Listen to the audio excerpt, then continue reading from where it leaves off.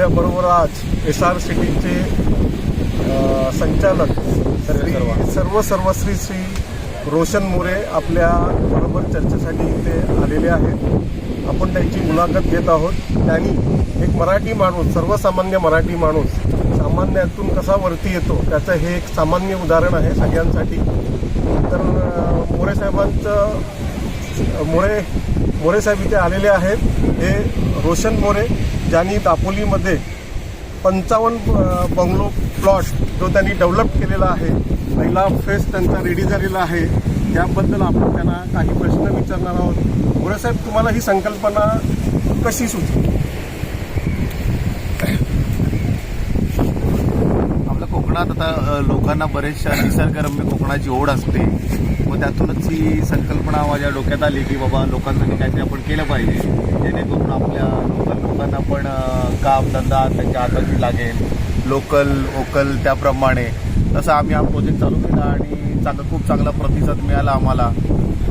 त्यामुळे आता आपण नवीन हा फेज कंप्लीट करून दुसरा सेकंड प्रोजेक्ट। तुम्ही जेव्हा हा पहिला फेज चालू केला तर त्यावेळेस तुम्हाला काही अडचणी आल्या का, किंवा राजकीय दबाव म्हणा किंवा असं काही? नाही, राजकीय कोकणात राजकीय दबाव एवढा काही येत नाहीये। कोकणातली लोक फार डेव्हलपमेंट आहेत।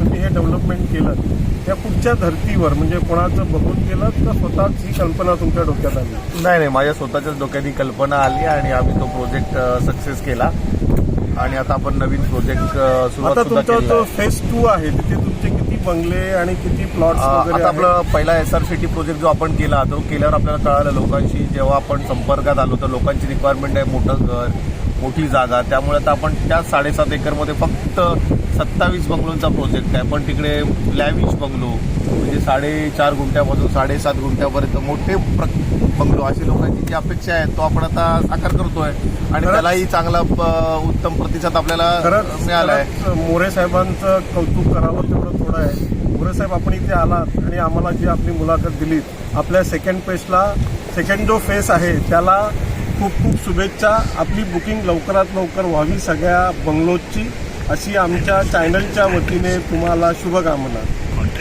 थँक्यू, धन्यवाद।